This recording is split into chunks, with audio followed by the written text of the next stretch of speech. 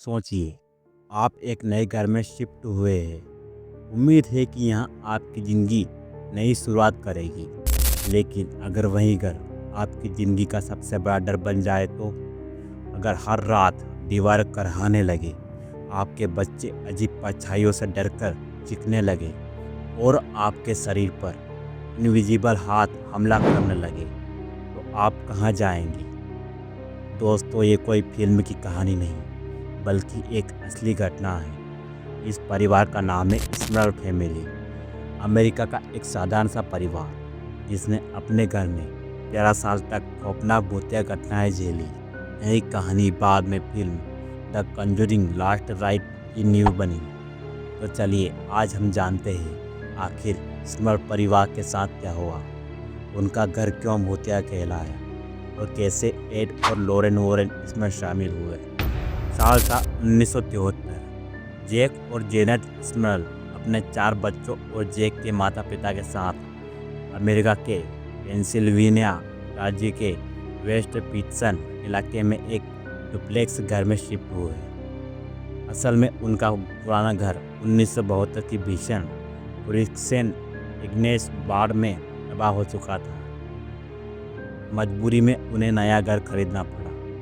देखने में यह घर साधारण सा था, तो हिस्सों में बटा हुआ। एक हिस्से में जैक और जेनेट अपने बच्चों के साथ रहते थे और दूसरे हिस्से में जैक के माता पिता जॉन और मेरी स्मॉल।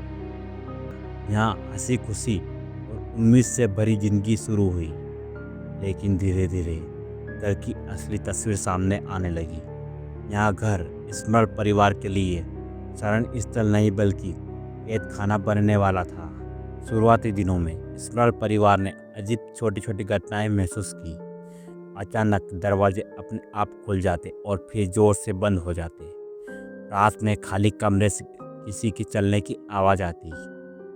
बाथरूम का फ्लश अपने आप चलने लगा, कभी सड़े मांस जैसी तो कभी सल्फर जैसी।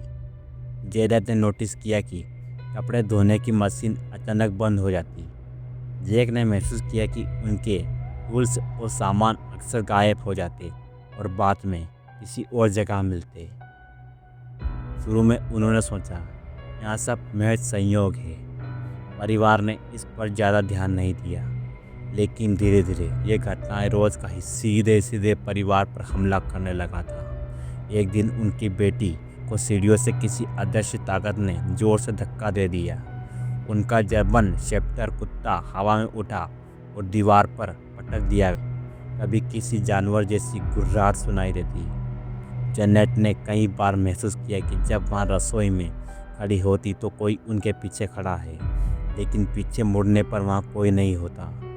जैक ने दावा किया कि उन पर एक दैत्य ने यौन हमला किया। यह घटना उनकी ज़िंदगी का सबसे डरावना अनुभव था। अब ये परिवार हर वक्त दहशत में जीने लगा। उनकी खुशियाँ अब डर और आतंक की परछाइयों में दब गई थी। लगातार बढ़ते दिया। उन्होंने स्थानीय पादरियों से प्रार्थना की कि वे घर को आशीर्वाद दे और बुरी आत्माओं को भगाए। कई बार घर में एक्सोर्सिज्म भी किया गया, लेकिन नतीजा शून्य रहा। चारों तक अपनी बात पहुंचाई। धीरे धीरे यह कहानी पूरे अमेरिका में फैल गई। साल 1986 तक घर के बाहर पत्रकारों और कैमरों की भीड़ लगने लगी। लोग इस केस को स्मॉल हंटिंग कहने लगे।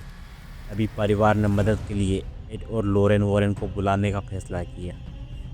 ये वही मशहूर जोड़ी थी जिन्होंने एमिटिवली हॉरर और इनफील्ड पोल्टरजेस्ट जैसे मामलों की जांच की थी। इनमें एक बूढ़ी औरत, एक छोटी लड़की और एक हिंसक खतरनाक वो दानव है जो इन्हें नियंत्रित कर रहा में आया। तो पूरे इलाके में चर्चा होने लगी। कई लोग मानते थे कि स्मॉल परिवार सच कह रहा है, लेकिन वैज्ञानिकों और संदेशियों ने इसे धोखा करार दिया। पॉल कर्च नामक एक प्रसिद्ध शोधकर्ता ने कहा, यह परिवार लोगों का ध्यान खींचने के लिए झूठी कहानियाँ बना रहा है। कुछ मनोचिकित्सकों ने दावा किया कि जैक की दिमाग की पुरानी बीमारी है, जिसमें उनकी सर्जरी भी हुई थी। इन सब का कारण हो सकती है पड़ोसियों ने भी परिवार को ताने दिए। कई बार कहना था, हम पर जो गुजर रही है वो सिर्फ हम ही जानते हैं। हम ये सब बना नहीं रहे हैं। यानी एक तरफ डर और भूतिया ताकतें थी। आखिरकार 1987 से 88 में इस्माइल परिवार उस घर को छोड़कर दूसरे शहर मिल्केस बेर में चले गए। कहा जाता है कि चर्च के पादरियों की लगातार प्रार्थनाओं और धार्मिक अनुष्ठानों के बाद घर में मौजूद दानव शांत हुआ। दिलचस्प बात यह है कि जब बाद में इस घर में डेब्रा ओनेस नाम की महिला रहने आई तो उन्होंने कहा, मुझे कभी कोई अजीब घटनाएं नहीं हुई। रिसर्च में रुचि दिखाई। इस्माइल परिवार की ये कहानी हमेशा एक रहस्य बनी ही रहेगी, सच और शक के बीच की फंसी हुई कहानी। इस केस के साथ साथ दुनिया ने फिर से एड और लॉरेन वॉरेन का नाम सुना। एड वॉरेन एक डेमोनोलॉजिकर थी जिनका मानना था कि शैतानी ताकतें सच में मौजूद थे और इन्हें सिर्फ विश्वास और धार्मिक शक्तियों से रोका जा सकता है। लॉरेन वॉरेन एक एलोइरोवियन थी, यानी वे आत्मा और अदृश्य ऊर्जा को महसूस कर सकती थी। दोनों पति पत्नी ने मिलकर सैकड़ों पैरानॉर्मल केस की जांच की। एमिट वैली हॉरर, एनाबेल डोल, इनफील्ड पोल्टरजेस्ट और इस्माइल हंटिंग, ये सब उनके सबसे चर्चित केस रहे। उनके जीवन पर बनी द कंजूरिंग यूनिवर्स फिल्में आज भी हॉरर दुनिया में सबसे ज़्यादा चर्चित है। हालांकि कई लोग उन्हें धोखेबाज मानते थे, लेकिन लाखों लोग उनकी बातों पर विश्वास करते थे। इस्माइल परिवार के केस उनके करियर का सबसे रहस्यमय और डरावना केस माना जाता है। तो दोस्तों, यहाँ थी इस्माइल परिवार की कहानी, एक ऐसी कहानी जिसने दुनिया को यहाँ सोचने पर मजबूर कर दिया कि शायद हर घर की दीवारों में एक अदृश्य साया छुपा हो सकता है। कभी कभी डर मैच हमारी कल्पना होता है, लेकिन कभी वह हमारी हकीकत भी बन जाता है। तो आपको क्या लगता है, इस्माइल परिवार सचमुच एक दानव से जूझ रहा था, या यहाँ सब मानसिक दबाव और बीमारी का असर खुद हमारे सामने खड़ा भी हो जाता है? Goodbye, thanks for watching.